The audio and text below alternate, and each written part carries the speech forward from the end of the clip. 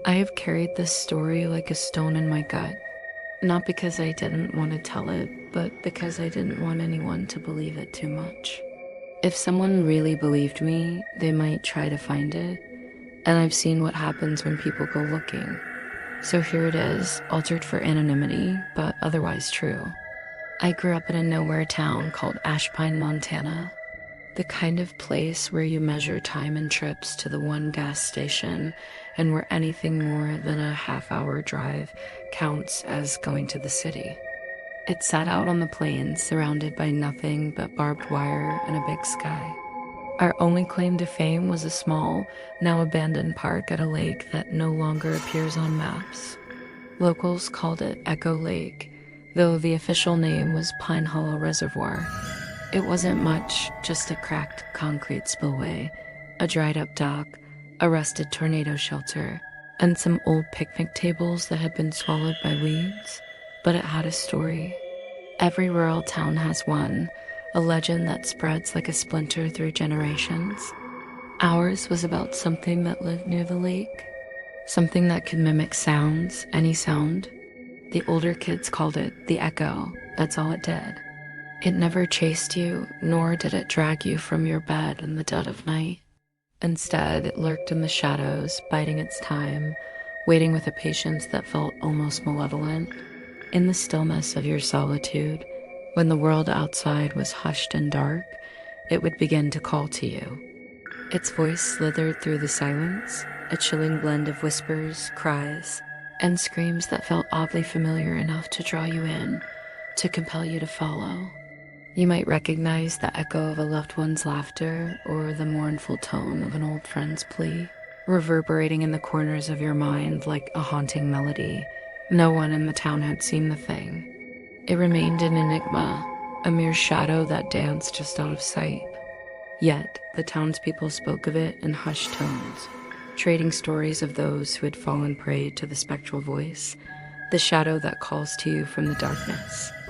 The park had been shut down for years, and by the time I was in high school, it was officially decommissioned due to budget concerns. But we all know it was because of what happened to the two little kids who drowned there. The lake was too shallow to drown in, but people said the kids heard something at the dock. The crying of a kitten, according to the stories. There's still a rusted plaque covered in bird droppings with their names carved. Some called it a tragic accident, but we had our doubts. It was the summer before senior year. My friend group back then was small. Me, a tall nerd, Riley with her curly bushy hair, her athletic jock boyfriend Caleb with his buzz cut, and his younger brother Eli, who was as built as Caleb but with his good hair. The kind of tight little circle formed by convenience in small towns because the alternatives were boredom or isolation.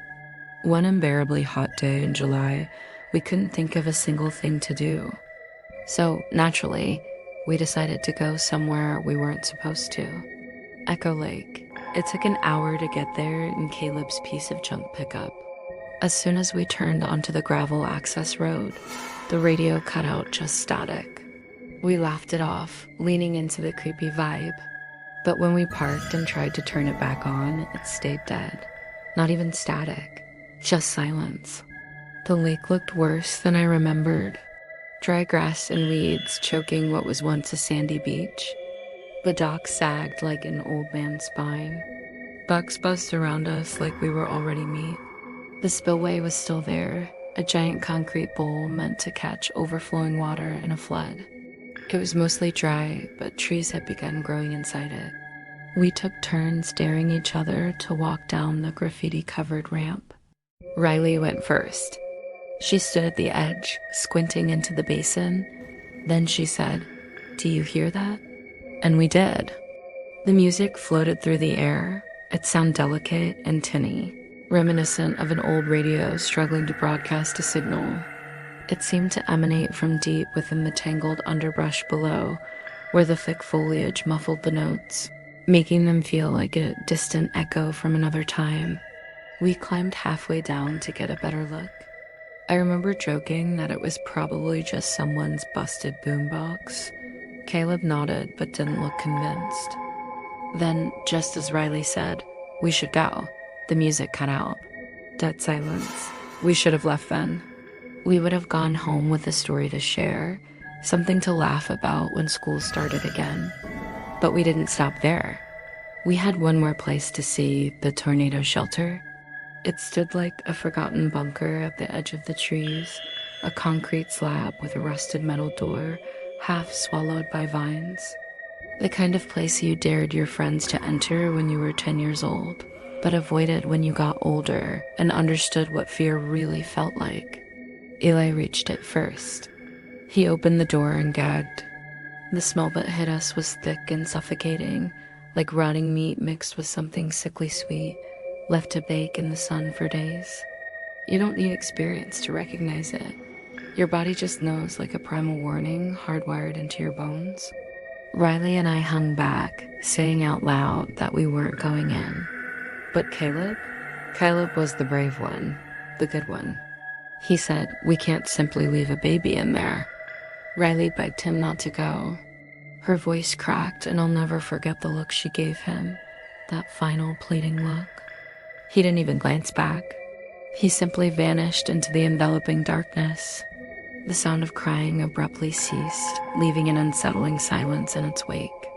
We stood there, our breaths held, waiting in tense anticipation. A minute stretched into 5, then 10, but still, there was no sign of him. Eli, unable to contain his frustration any longer, shouted Caleb's name into the shadows, his voice echoing in the quiet. There was no response. Just the oppressive silence, wrapping around us like a shroud. So we did the only thing we could do. We went in after him. Eli lit his Zippo. The stairwell was alive, maggots dripped from the ceiling, and walls pulsed with rot. The dim room was saturated with the stench of decay, a nauseating blend of mold and animal remains that made Riley gag. A cold draft whispered past me, sending chills racing down my spine. A sudden thud from above froze me in place, followed by a low, guttural growl that echoed ominously. I turned to flee, but the door slammed shut, sealing my fate. As the air grew icy, I saw my breath fog in front of me. From the darkness came a soft, mocking giggle, a sound that twisted my nerves and lingered in the air like a sinister echo. I knew I wasn't alone, and instinctively sensed that whatever watched from the shadows was, in some twisted way, a mimic, imitating the very fears that held me captive. I blacked out. When I woke up, I found myself lying in a ditch, miles away from the park, filthy, dehydrated. Alone, I staggered to the road and flagged down a truck driver who took me to the sheriff's office. They told me I'd been missing for nearly 2 days. Caleb was dead. Eli was never found. Riley was discovered 6 hours later, walking barefoot down a highway with dried blood under her fingernails. She didn't speak. Not for a long time. I wasn't allowed to attend Caleb's funeral. His parents blamed me and Riley for what happened. I don't blame them. They lost 2 sons. Riley never recovered. She was in and out of institutions for years. We haven't spoken since. I left Ashpine not long after, moved far away. I tried to rebuild a life. For a long time, I avoided thinking about that day. But recently, it's been coming back. The sounds, the smell, the baby crying just behind me. Last fall, I returned to Ashpine one final time. My parents still live there, though we don't talk much anymore. I told myself I wanted closure, but the truth is, I was thinking about ending that thing. I wanted to go back to the lake, see if it was real, and see if it remembered me. The road is still closed. A faded sign warns trespassers not to enter. Beyond it, the gravel path is overgrown, returning to dirt, grass, and silence. I sat in my car, simply staring down the road. Then the radio died. No static, no pop. Just silence. I put the car in reverse, turned around, and drove away. I haven't been back. And if you're reading this, if you think it's just a story, let me leave you with one last thing. It doesn't chase you, it calls to you and voices you love and sounds you trust. And if you answer, you don't come back.